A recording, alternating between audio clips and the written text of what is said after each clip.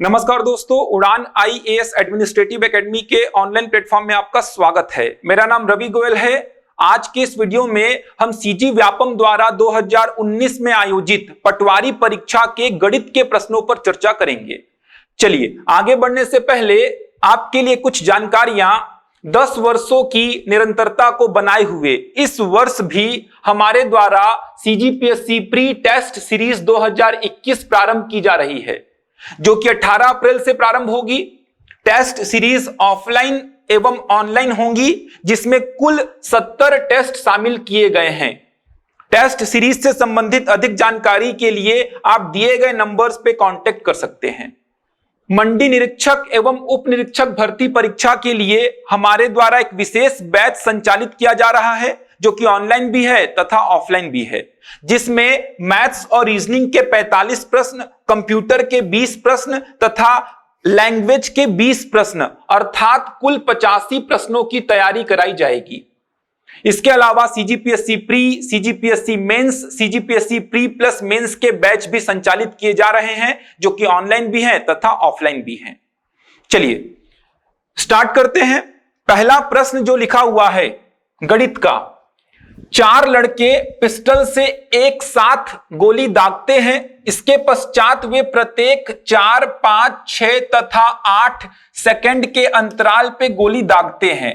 प्रथम बार एक साथ गोली दागने के पश्चात 30 मिनट में वे कितनी बार एक साथ गोली दागते हैं? समझिए क्या बोला है। 4, 5, 6 तथा 8 सेकंड के अंतराल पे गोली दागते हैं। तो सबसे पहले आप क्या करेंगे, आप देख पा रहे हैं ये एलसीएम का लघुत्तम समापवर्ती का एप्लीकेशन लिखा हुआ है। तो सबसे पहले आप क्या करेंगे, 4, 5, 6 तथा 8 का क्या निकालेंगे, एलसीएम निकालेंगे। तो 4, 5, 6 तथा 8 का आप एलसीएम बहुत आसानी से निकाल सकते हैं। 2 से डिवाइड करिए, 2 दूनी 4, 2 तिरिका 6, 2 चौको 8। 2 से डिवाइड करिए, 2 एकम 2, 2 दूनी 4, वापस से 2 से डिवाइड करिए। अब 3 से डिवाइड करिए, अब 5 से डिवाइड करिए। जब तक सभी संख्याओं के नीचे 1 ना आ जाए, आपको यह प्रक्रिया जारी रखनी है। गुणा कर दीजिए, 2 गुणा 2 गुणा 2 गुणा 3 गुणा 5, कितना आ जाएगा देखिए 120। 120 किस में आएगा, सेकंड में आएगा, क्योंकि आपको जो आंकड़े दिए गए हैं वो सेकंड में दिए गए हैं। इसका मतलब क्या हुआ, 120 सेकंड या 2 मिनट ऐसा लिख सकते हैं आप। 120 सेकंड को क्या लिख सकते हैं, 2 मिनट लिख सकते हैं। मतलब हर 2 मिनट में चारों लड़के जो हैं वो एक साथ गोली दागेंगे। यही मतलब हुआ, क्योंकि 120 सेकंड को ये चारों क्या कर रहे हैं, पूर्णतः विभाजित कर रहे हैं। तो 120 सेकंड या 2 मिनट में ये चारों लड़के जो हैं एक साथ गोली दागेंगे। अब बोला क्या है देखिए, 30 मिनट में प्रथम बार एक साथ गोली दागने के पश्चात 30 मिनट में वे कितनी बार एक साथ गोली दागते हैं। तो आप बता सकते हैं 30 मिनट में कितने बार गोली दागेंगे।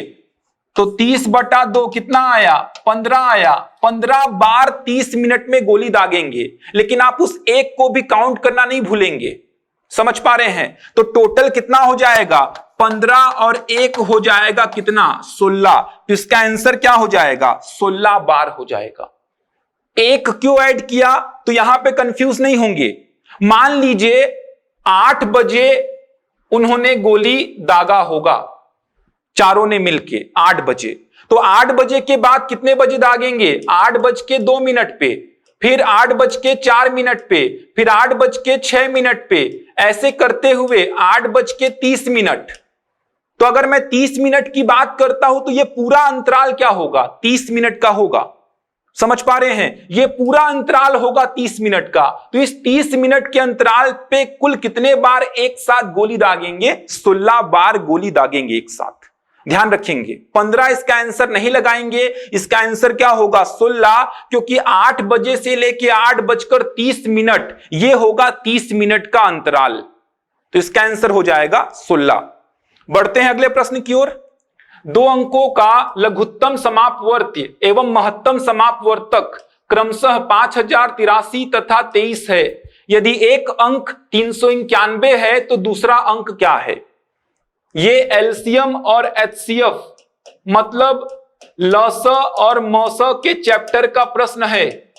आपको एक रिजल्ट पता होगा, दो संख्याओं का जो गुणनफल होता है वो उन संख्याओं के एलसीएम और एचसीएफ के गुणनफल के बराबर होता है। एक रिजल्ट होता है ये। अब दो संख्याओं का गुणनफल उन संख्याओं के एलसीएम और एचसीएफ के गुणनफल के बराबर होता है। दो संख्याओं में एक संख्या आपको पता है कितनी, 391, दूसरी संख्या नहीं पता। एलसीएम आपको पता है कितना दिया है, देखिए 5083, एचसीएफ कितना दिया है 23। तो यहां से बी की वैल्यू फाइंड कर लीजिए, 5083 गुणा 23/391। सिंप्लीफाई कर लीजिएगा, आपको दूसरी संख्या मिल जाएगी। तो बहुत इंपॉर्टेंट है ये रिजल्ट, ध्यान रखेंगे इसको। अगला क्वेश्चन देखिए, ये कुछ डेटा लिखा है, इसका मान पूछा है आपसे। घातांक और करनी का प्रश्न है ये, घातांक और करनी के चैप्टर का प्रश्न आपके सामने लिखा हुआ है। देखिए दशमलव में लिखा हुआ है, सबसे पहले आप इसको क्या करिए, P बटे Q के रूप में चेंज कर लीजिए। तो आप इसको क्या लिख सकते हैं, 81 बटा कितना 10,000, 4 अंक के बाद जीरो है, दशमलव है, तो 4 अंक के बाद दशमलव था, तो मैं क्या किया 4 जीरो लगा दिया।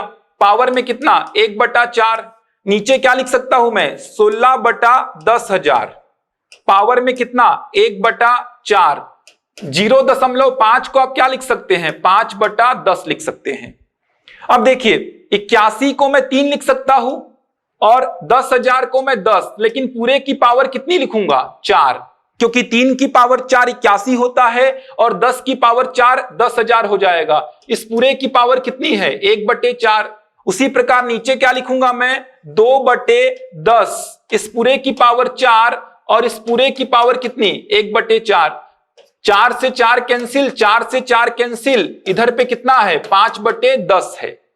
कितना आ गया देखिए 3/10 डिवाइड बाई 2/10, इधर पे कितना है 5/10। 10 से 10 कैंसिल हो गया, कितना आ गया 15/20। 2 से डिवाइड करिए 7.5, 7.5 डिवाइड बाई कितना 10, तो आंसर कितना हो जाएगा 0.75। ऑप्शन बी घातांक और करनी के चैप्टर का प्रश्न है ये।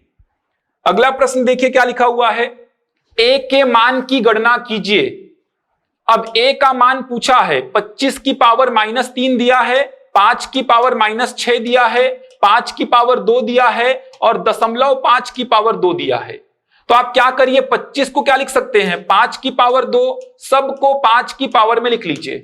इसको 5 की पावर 2, इसको 5 की पावर -6 और इसको क्या लिख सकता हूं मैं 5/10 की पावर में 2 लिख सकता हूं। ऐसा क्या बन जाएगा देखिए 5 की पावर -6 गुणा 5 की पावर 2, ये बन गया 5 की पावर -6 गुणा 5 की पावर 2/10 की पावर 2। तो ये कैंसिल इससे, ये कैंसिल इससे, आंसर कितना आ गया 10 की पावर 2, क्योंकि ऊपर चला जाएगा। ऑप्शन क्या हो गया डी।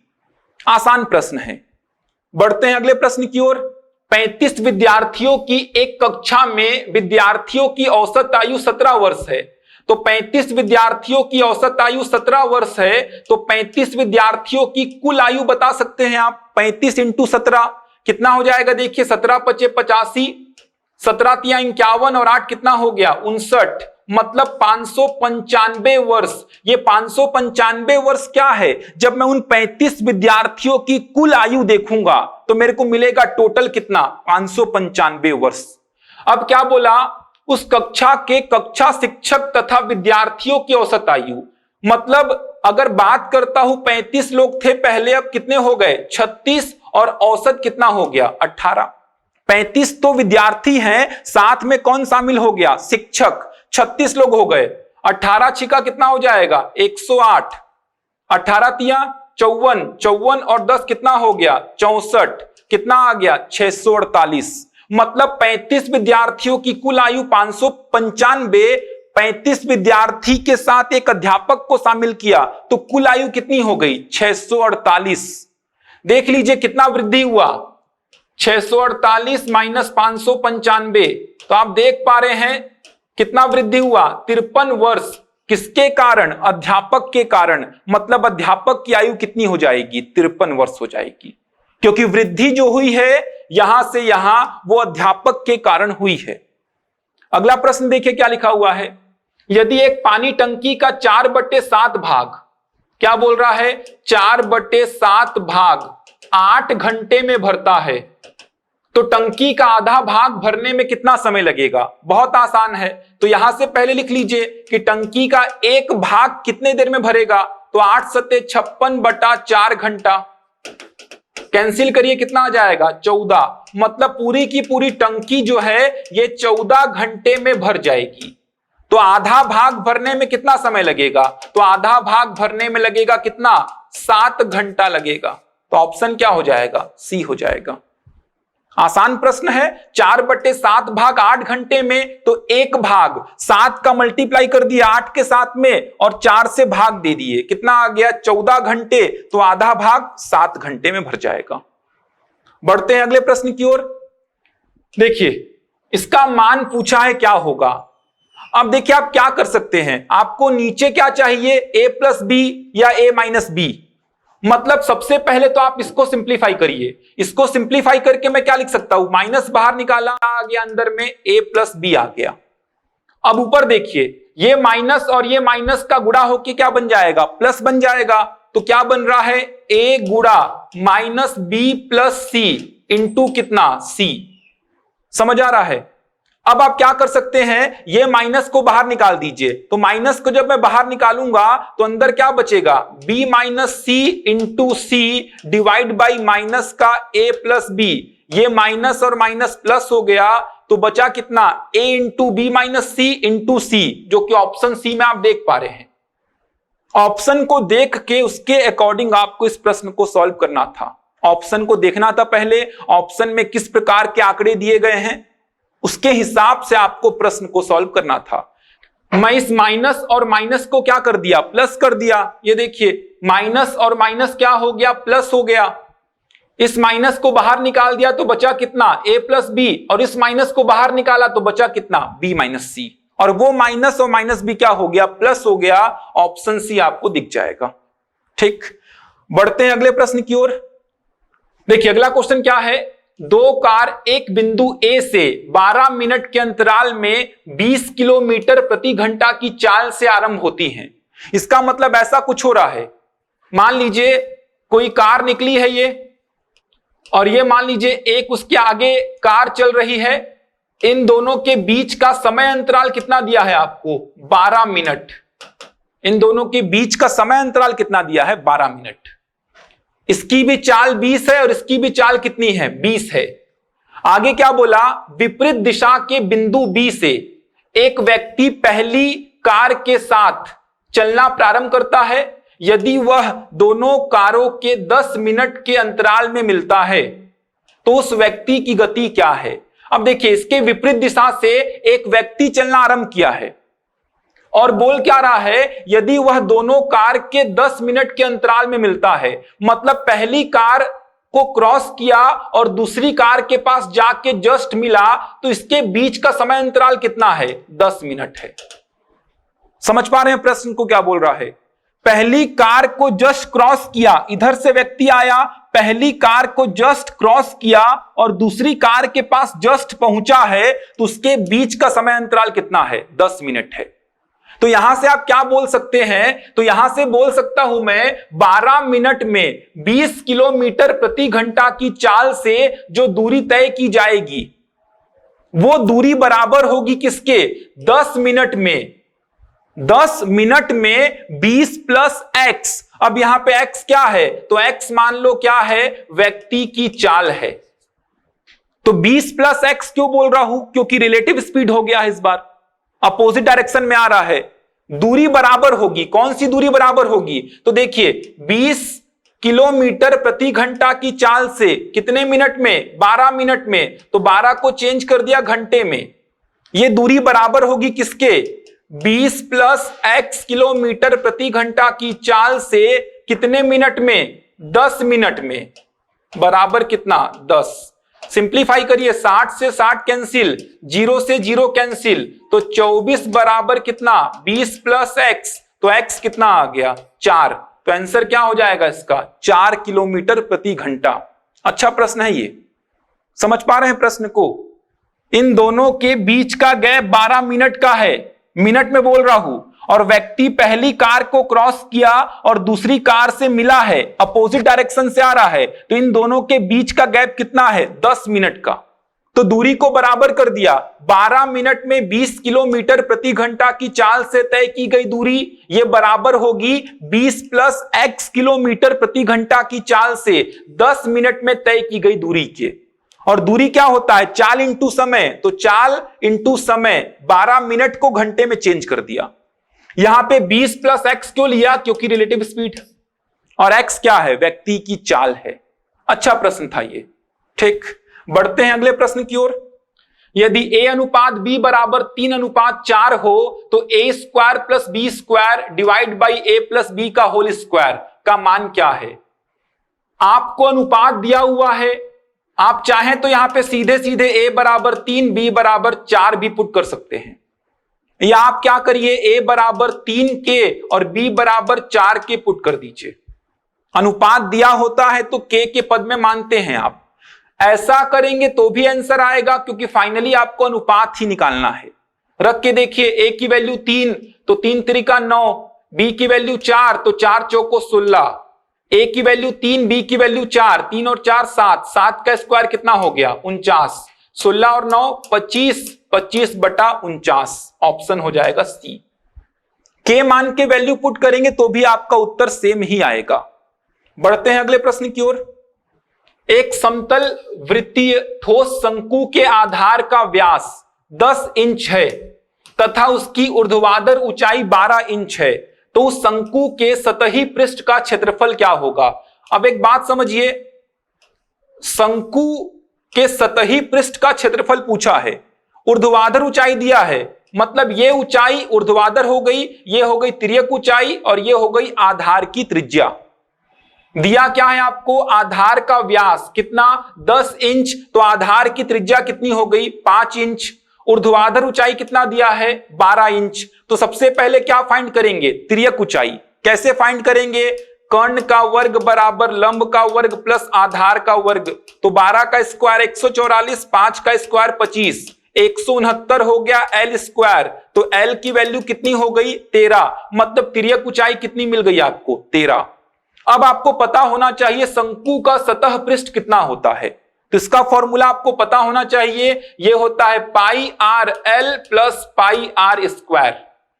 यह होता है शंकु का सतही पृष्ठ का क्षेत्रफल। पाई को कॉमन निकाल सकते हैं चाहे तो, आर की वैल्यू 5 है, एल की वैल्यू 13 है, आर की वैल्यू 5 है, कितना हो जाएगा 13 पचे 65 पाई प्लस 25 पाई, तो ये हो जाएगा कितना 90 पाई इंच, ऑप्शन सी। समझ पा रहे हैं बात को। तो आपको फॉर्मूला यहां पे पता होना चाहिए। व्यापम के एग्जाम में आयतन से प्रश्न पूछे ही जाते हैं, ध्यान रखिए। जो आयतन का चैप्टर आप पढ़ते हैं और क्षेत्रफल का चैप्टर जो आप पढ़ते हैं, यहां से प्रश्न पूछे जाते हैं व्यापम के एग्जाम में। चलिए बढ़ते हैं अगले प्रश्न की ओर। जब एक संख्या को 171 से भाग दिया जाता है तो शेषफल 40 होता है। ठीक, दिखने में थोड़ा सा प्रॉब्लम हो रहा होगा क्वेश्चन। जब एक संख्या को 171 से भाग दिया जाता है तो शेषफल 40 होता है, यदि उस संख्या को 19 से भाग दिया जाए तो शेषफल क्या होगा। तो ऐसे प्रश्नों में आप सीधे क्या करेंगे, 40 को ही भाग दे दीजिए 19 से, 19 दूनी 38, शेषफल कितना आ गया 2। ऐसा क्यों किया गया, क्योंकि 171 जो है ये 19 से क्या हो रहा है, विभाजित हो रहा है। 171 जो है ये 19 से क्या हो रहा है, विभाजित हो रहा है। इसीलिए मैं सीधे सीधे क्या किया, शेषफल को ही भाग दे दिया 19 से, आंसर कितना आ जाएगा 2 आ जाएगा। इस प्रकार के सारे प्रश्न आपको क्लास में कराए गए हैं, सारे प्रश्न आपके नोट्स में होंगे, आप चेक कर सकते हैं। देखिए क्या बोला है, संख्या 2013 की पावर 2019, इसमें इकाई का अंक पूछा है। इकाई के अंक से संबंधित एक वीडियो कुछ दिन पहले ही YouTube चैनल पर अपलोड हुआ है, आप चाहें तो उनको देख सकते हैं। चलिए देख लीजिए। फिर भी इसको क्या लिखेंगे, 3 की पावर में 2019, बता चुका हूं। ये इकाई के अंक से संबंधित एक वीडियो अपलोड हो चुका है। अगर किसी को प्रॉब्लम है इकाई के अंक में तो आप उस वीडियो को देख सकते हैं। इसको मैं क्या लिखूंगा, 3 की पावर 2019।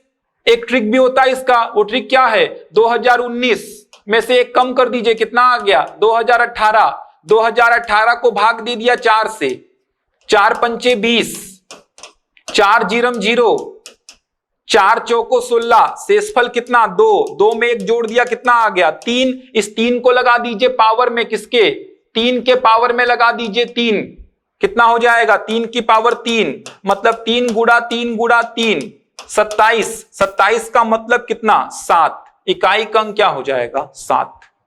बताया हुई ये ट्रिक वीडियो में, आप चाहें तो देख सकते हैं।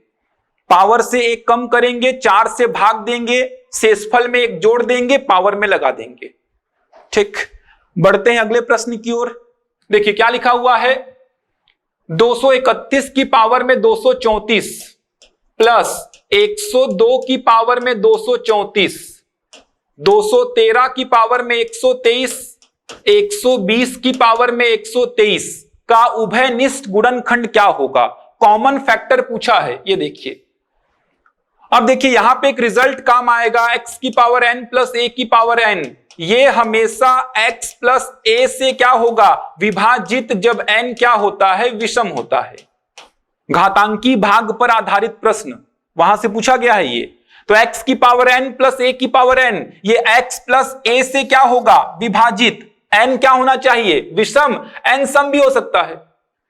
ठीक, n विषम या n सम भी हो सकता है, इसमें कोई प्रॉब्लम नहीं है।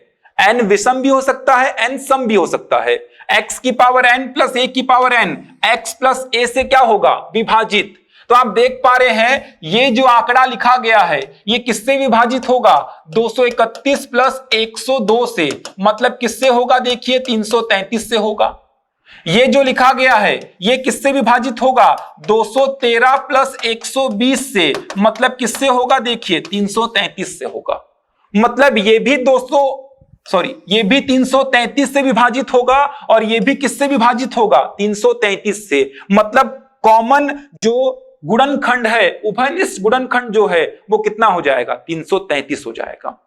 रिजल्ट को ध्यान रखेंगे, n सम हो या विषम हो, x की पावर n प्लस a की पावर n, ये x प्लस a से क्या होगा विभाजित, मतलब ये 231 प्लस 102 से और ये 213 प्लस 120 से, दोनों को जोड़ने पर कितना आता है 333 आता है। ठीक, अगला क्वेश्चन देखिए, वह कौन सी सबसे बड़ी संख्या है जिसके द्वारा 1553 तथा 2175 को भाग देने पर क्रमशः 3 तथा 5 शेषफल बचे।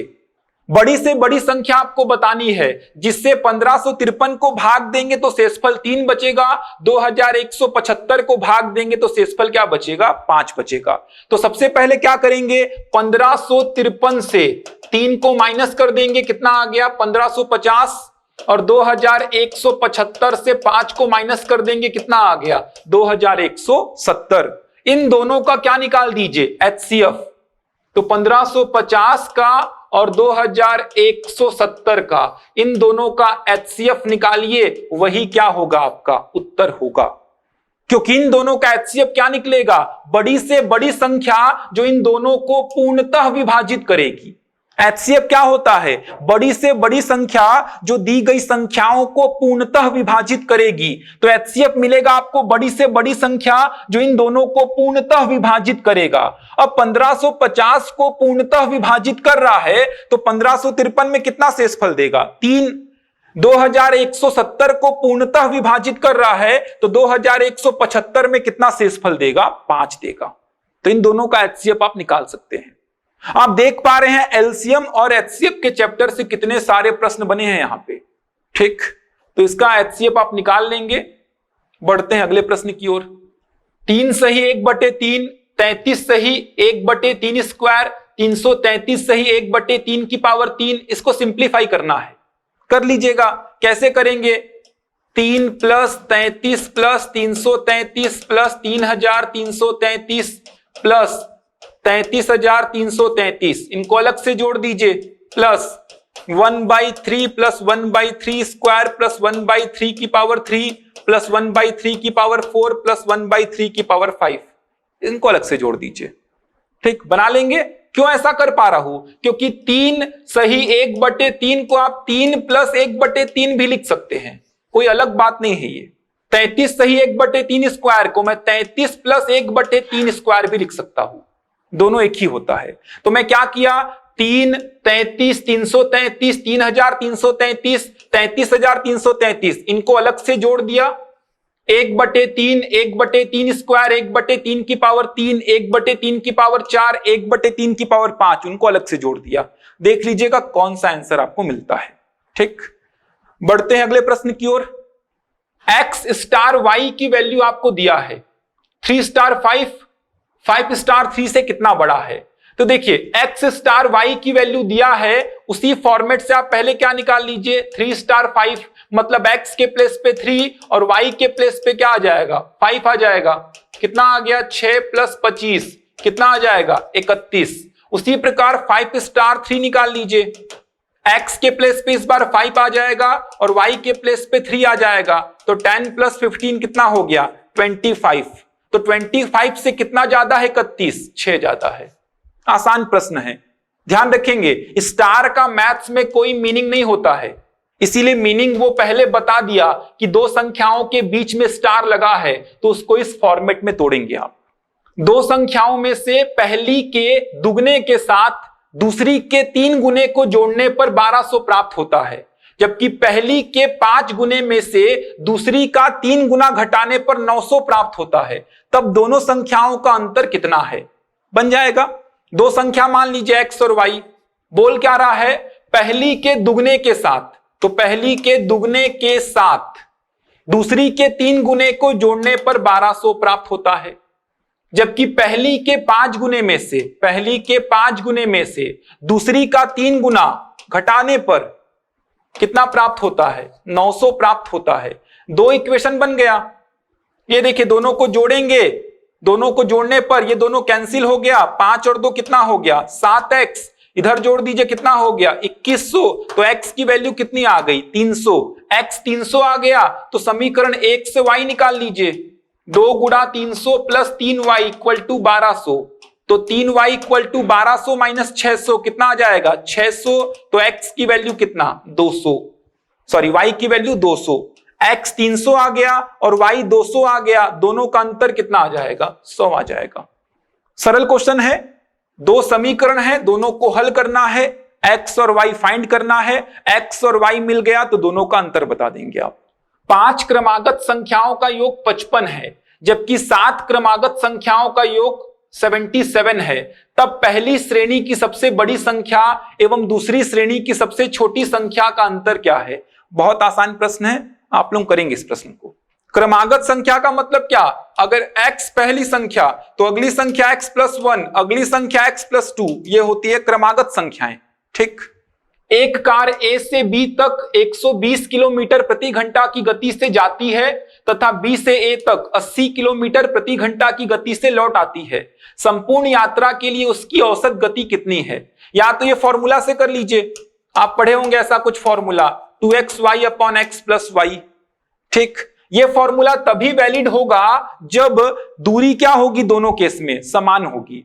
अदरवाइज आप फॉर्मूला से मत करिए, कॉन्सेप्ट से करिए। कॉन्सेप्ट क्या है, जाने का समय, तो जाने का समय हो जाएगा दूरी बटा चाल, चाल कितना 120, दूरी कितना मान लिया x, प्लस आने का समय दूरी बटा चाल बराबर कुल समय, ये जाने का समय ये आने का समय बराबर कुल समय। कुल समय मतलब क्या, कुल दूरी बटा औसत चाल, कुल दूरी बटा औसत चाल।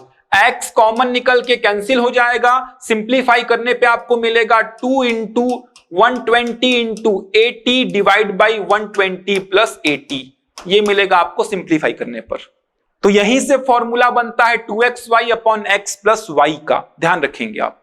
अगला क्वेश्चन देखिए, 35 लीटर मिश्रण में दूध तथा पानी का अनुपात 5:2 है, इसमें कितना पानी और मिलाया जाए कि यह अनुपात 5:3 हो जाए? तो सबसे पहले तो 35 लीटर में दूध और पानी का अनुपात 5:2 है, तो यहां से बता दीजिए दूध कितना है, तो दूध कितना हो जाएगा 5/7 इंटू 35, मतलब 25 लीटर दूध हो जाएगा। और पानी कितना हो जाएगा 2/7 इंटू 35, 10 लीटर पानी निकाल पाएंगे।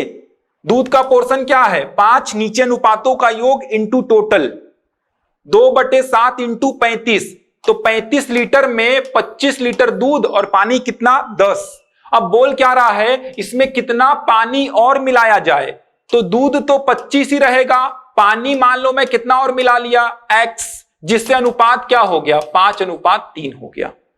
ये देखिए दूध 25 है, पानी कितना हो गया 10 प्लस x, जिससे अनुपात कितना हो गया 5:3।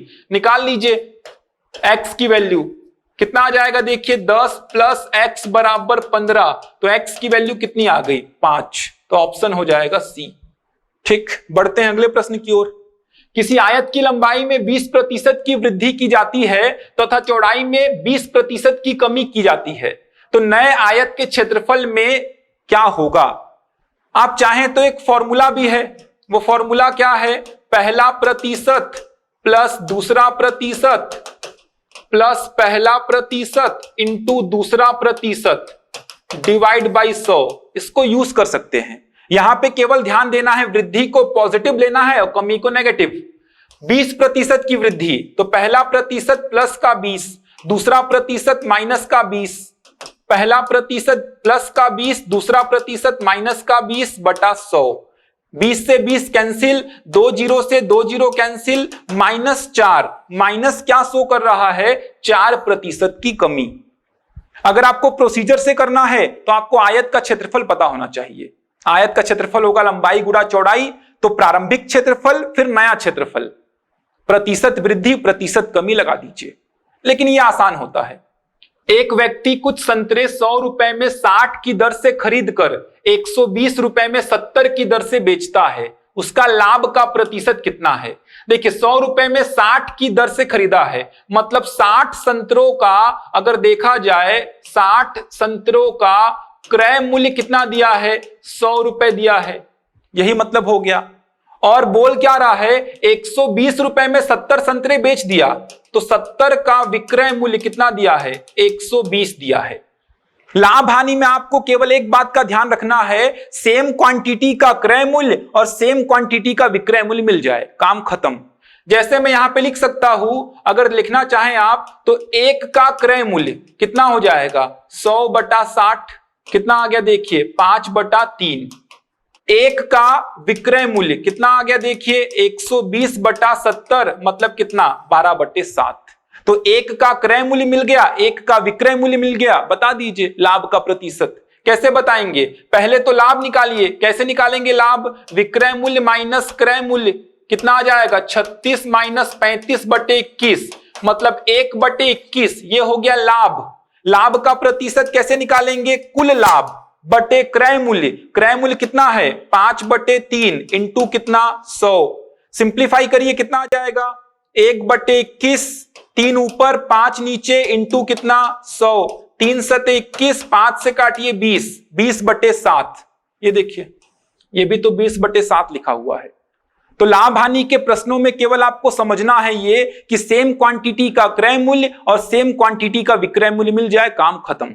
किसी वस्तु का क्रय मूल्य उस वस्तु के विक्रय मूल्य का 20% है, तो क्या बोला है देखिए क्रय मूल्य जो है ये विक्रय मूल्य का कितना है 20% है, तब विक्रय मूल्य क्रय मूल्य का कितना प्रतिशत है। देखिए यहां से रिलेशन मिल गया आपको, क्रय मूल्य बराबर कितना विक्रय मूल्य का 1/5। अब बोला है विक्रय मूल्य क्रय मूल्य का कितना प्रतिशत है, तो यहां से सेलिंग प्राइस बराबर कितना आ गया कॉस्ट प्राइस इंटू 5 आ गया।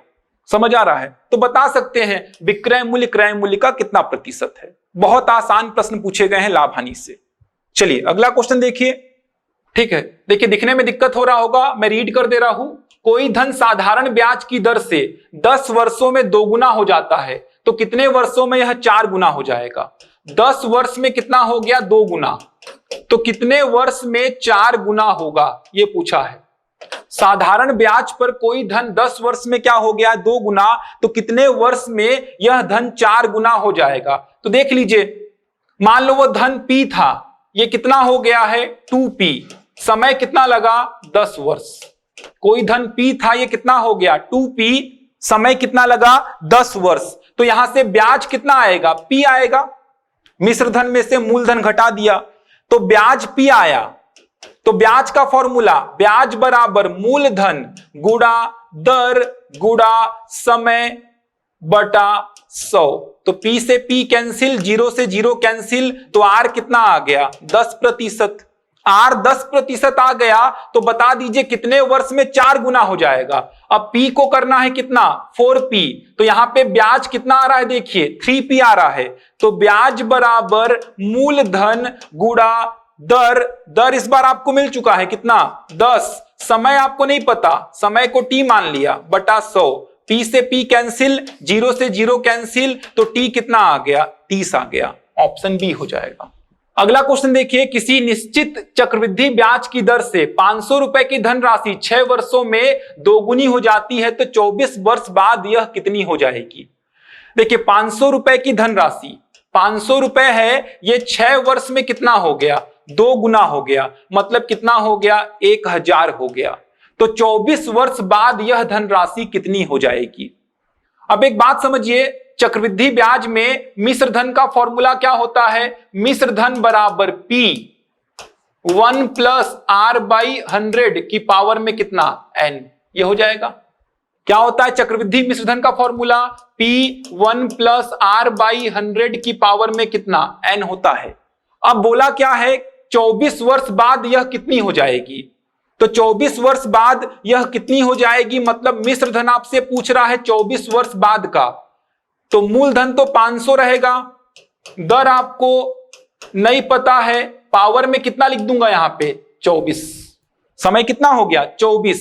अब देखिए यहां पे 1 प्लस R बाई 100 की पावर 6, 1 प्लस R बाई 100 की पावर 6, इसकी वैल्यू कितनी आ जाएगी 2 आ जाएगी, क्योंकि 500 से 1000 को डिवाइड करूंगा 2 आएगा।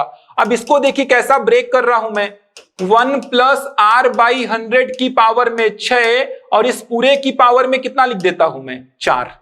24 को ब्रेक कर दिया, 1 प्लस R बाई 100 की पावर में 6, उस पूरे की पावर में 4, तो 1 प्लस R बाई 100 की पावर 6, इसकी वैल्यू कितना दिया है आपको 2, तो क्या लिख दूंगा 2 की पावर 4 लिख दूंगा। समझ आ रहा है, 2 की पावर 4 लिख दूंगा, कितना हो गया 500 इंटू 16, 16 पंचे 80, कितना हो गया 8000। ऑप्शन हो जाएगा ए। कॉन्सेप्ट से करेंगे तो प्रश्नों को करने में कोई दिक्कत नहीं होगी। निम्न चित्र में जब L समानांतर है M के तब कोण A प्लस कोण B का मान पूछा है। अब देखिए समानांतर है मतलब अगर ऐसा कुछ लाइन खींचा हूं मैं तो ये दोनों एंगल क्या होंगे सेम होंगे। जैसे ये 120 दिया है तो ये भी कितना होगा 120 होगा, ये 130 है तो ये भी कितना होगा 130 होगा। अब एक बात समझिए, एंगल A और एंगल B चाहिए, मतलब X और Z मिल जाए, इधर से T मिल जाए, खत्म काम। क्योंकि इस ट्राइंगल में आपको A दिख रहा है तो X और Z मिल जाएगा तो A मिल जाएगा, इस ट्राइंगल में आपको B दिख रहा है, Z और T मिल जाएगा तो B मिल जाएगा। अब एक बात समझिए, ये जो एंगल है ये कितना दिया है आपको 120, ये देखिए, तो ये कितना हो जाएगा 60 हो जाएगा, क्योंकि पूरा एंगल कितना होता है ये 180 होता है। समझ पा रहे हैं, तो 120 हो गया तो ये 60, 60 में Z और Z में बांटना है, मतलब Z कितना मिल गया आपको 30 मिल गया। ठीक, उसी प्रकार यहां देखिए 130 हो गया, ये हो गया 130, 130 हो गया तो बचा वाला पोर्शन कितना हो गया 50, क्योंकि टोटल होता है 180, तो यहां से आपको T मिल जाएगा कितना 25, क्योंकि 50 को 2 पार्ट में बराबर बराबर बांटना है तो T कितना मिल गया 25, T मिल गया, Z मिल गया। बात करते हैं X की, X मिल जाएगा तो काम खत्म हो जाएगा। इसको देखिए, यहां पे जो आप देख पा रहे हैं ये एंगल कितना है 120, ये 120 है तो बचा हुआ कितना हो जाएगा 60 हो जाएगा 60, मतलब ये एंगल कितना हो गया देखिए 60 हो गया। अब ये 60 हो गया तो ये जो पूरा एंगल है ये कितना हो जाएगा 120 हो जाएगा, क्योंकि इस लाइन में देखिए ये एंगल हो गया 60 तो बचा हुआ कितना हो जाएगा 120, ये पूरा का पूरा 120, तो आपको x मिल गया कितना 60, क्योंकि 120 को 2 पार्ट में तोड़ना है, तो ये हो गया 60 और ये भी हो जाएगा कितना 60। अब x मिल गया, z मिल गया, t मिल गया, और कुछ चाहिए क्या आपको? नहीं चाहिए। ये देखिए, ये ट्रायंगल में आ जाइए। x कितना है 60, z कितना है 30, ये 60 ये 30, 90, तो बचा कितना 90। तो a की वैल्यू कितना 90, क्योंकि ट्रायंगल के तीनों कोणों का योग क्या होता है 180। तो a 90 मिल गया आपको। b में आ जाइए, ये रहा b। ये देखिए z कितना है 30, t कितना है 25, तो 30 और 25 कितना हो गया 55। तो 180 में से 55 घटा दीजिए, 10 में 5 5, 7 में 5 2, 125। तो b कितना हो जाएगा 125। तो a और b मिल गया, दोनों का योग निकाल दीजिए। 90 और 125 कितना हो जाएगा 215 degree. 215 degree, option D. Geometry से भी व्यापम में प्रश्न पूछे जाते हैं, तो बेसिक आपको पता होना चाहिए। ये एंगल कितना होगा टोटल 180, ये 180, ये 180, तभी तो 360 होगा ना। AB इक्वल टू 18.2 सेंटीमीटर तथा DE इक्वल टू 13 सेंटीमीटर तथा त्रिभुज ABC समरूप है त्रिभुज DEF। यदि DEF की परिमाप 50 सेंटीमीटर हो तो त्रिभुज ABC का परिमाप ज्ञात कीजिए। इस प्रकार से त्रिभुज है ABC और ये त्रिभुज है मान लीजिए DEF। ये दोनों क्या हैं समरूप हैं। यहां पे AB दिया है 18.2 और DE दिया है कितना 13। समरूप त्रिभुज में आपको पता होगा इसका परिमाप भी दिया है। देखिए इसका परिमाप भी कितना दिया है आपको 50। तो समरूप त्रिभुज का प्रॉपर्टी आपको पता होगा। प्रॉपर्टी क्या है उसका, DEF का परिमाप, DEF का जो परिमाप होगा, या फिर ऐसा लिखिए इसको, क्या लिख सकते हैं, त्रिभुज ABC का परिमाप बटा त्रिभुज DEF का परिमाप बराबर कितना लिख सकते हैं आप इसको, AB बटा DE लिख सकते हैं। यह होता है समरूप त्रिभुज का प्रॉपर्टी। दोनों त्रिभुजों के परिमाप का जो अनुपात होता है वो भुजाओं के अनुपात के बराबर होता है। त्रिभुज ABC का परिमाप नहीं पता, लेकिन त्रिभुज DEF का परिमाप पता है। कितना दिया है 50, AB कितना है 18.2 और DE कितना है 13। 13 से कट करिए, 13 एकम 13, 13 चौको 52। तो यहां से x की वैल्यू कितनी आ गई 70। B इक्वल टू हो जाएगा 70। एक समचतुर्भुज की प्रत्येक भुजा 39 सेंटीमीटर है। समचतुर्भुज दिया है, प्रत्येक भुजा कितनी है 39 सेंटीमीटर है। यदि इसके एक विकर्ण की लंबाई 72 है, यह विकर्ण 72 दिया है, तो दोनों विकर्णों की लंबाई का अंतर कितना है। अब एक बात समझेंगे, इसके विकर्ण जो होते हैं वो एक दूसरे को 90 डिग्री पर कट करते हैं, 90 डिग्री पर कट करते हैं।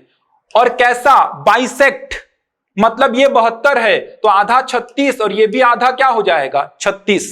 उसी प्रकार इस विकर्ण का टोटल कुछ लंबाई होगा, मैं x और x मान लेता हूं क्योंकि दोनों क्या होंगे बराबर। अब इस त्रिभुज को उठाता हूं, ये जो त्रिभुज है ये 90 डिग्री है, ये 36 है, ये 39 है और ये x है। 90 डिग्री के सामने वाली भुजा क्या होती है कर्ण होती है। तो क्या लिखेंगे आप इसको, कर्ण का वर्ग बराबर लंब का वर्ग प्लस आधार का वर्ग। यहां से आप क्या फाइंड कर लेंगे x मिल गया तो x का डबल करिए, आपको क्या मिल जाएगा विकर्ण दूसरा वाला। दोनों विकर्ण मिल गए, दोनों का अंतर बता दीजिए। तो यहां पे आपको क्षेत्रफल और आयतन बहुत अच्छी से पढ़ना पड़ेगा। क्षेत्रफल से भी अच्छे क्वेश्चन पूछे जाते हैं। समचतुर्भुज की प्रॉपर्टी पता होनी चाहिए कि समचतुर्भुज के विकर्ण दोनों अलग अलग होते हैं पहली बात, और एक दूसरे को 90 डिग्री पर बाइसेक्ट करते हैं। मतलब आधा 36 ये आधा 36 और 90 डिग्री पर कट करेंगे, ध्यान रखिए। तो 90 डिग्री पे कट किए तो ये क्या बन गया आपका समकोण त्रिभुज। समकोण त्रिभुज में ये क्या हो गया आपका कर्ण, क्योंकि 90 डिग्री के सामने वाली भुजा क्या होती है कर्ण होती है। तो कर्ण का वर्ग बराबर लंब का वर्ग प्लस आधार का वर्ग। x मिल गया, x का डबल किए, विकर्ण मिल गया, दोनों विकर्ण मिल गए, दोनों का अंतर बता दीजिए। ठीक, चलिए अगला क्वेश्चन देखिए। धातु के बने एक घनाभ का भार 500 किलोग्राम है। यदि इसकी सभी विमाओं को पूर्व की विमाओं का 20% कर दिया जाए तो नए घनाभ का भार कितना होगा। अब आपको पता है घनाभ का जो भार होगा वो आयतन के क्या होगा समानुपात होगा, आयतन के क्या होगा समानुपाती होगा। ठीक, मतलब मैं लिख सकता हूं पहले वाले का भार बटे दूसरे वाले का भार बराबर पहले वाले का आयतन बटे दूसरे वाले का आयतन, लिख सकता हूं ऐसा। पहले वाले का भार कितना है 500, दूसरे वाले का भार नहीं पता, पहले वाले का आयतन मान लो कितना है, लंबाई गुणा चौड़ाई गुणा ऊंचाई। दूसरे वाले का क्या हो जाएगा, लंबाई का 20%, चौड़ाई का 20% और ऊंचाई का 20%। यही हो जाएगा ना, 20-20% कर दिए। L L B B H H cancel, 20 पंचे 100, 20 पंचे 100, 20 पंचे 100, ये तीनों ऊपर आएंगे तो 500 बटे दूसरे वाले का भार बराबर 5 गुणा 5 गुणा 5। तो यहां से W2 की वैल्यू कितनी मिल जाएगी, 500 बटे 125। 125 से कट करेंगे 4 बार में आ जाएगा 500, तो आंसर क्या हो जाएगा, 4 किलोग्राम। ठीक, बढ़ते हैं अगले प्रश्न की ओर। दो खोखले बेलनों के सतहों के क्षेत्रफल का अनुपात 7:5 है तथा ऊंचाइयों का अनुपात 3:1 है, तब इनके आयतनों का अनुपात ज्ञात कीजिए। ये बना लीजिएगा आप लोग। ठीक, तो यहां तक आपका कंप्लीट हो गया गणित का पूरा प्रश्न। आशा करता हूं आपको समझ में आया होगा। व्यापम के एग्जाम के लिए क्षेत्रफल का चैप्टर, आयतन का चैप्टर, घातांक और कर्णी का चैप्टर, लस और मौस का चैप्टर, इसके अलावा ज्यामिति, ये बहुत अच्छी से पढ़ लीजिए, यहां से प्रश्न पूछता ही है। मिलते हैं अगले वीडियो में प्रीवियस ईयर के क्वेश्चन पेपर के साथ व्यापम के। तब तक के लिए धन्यवाद।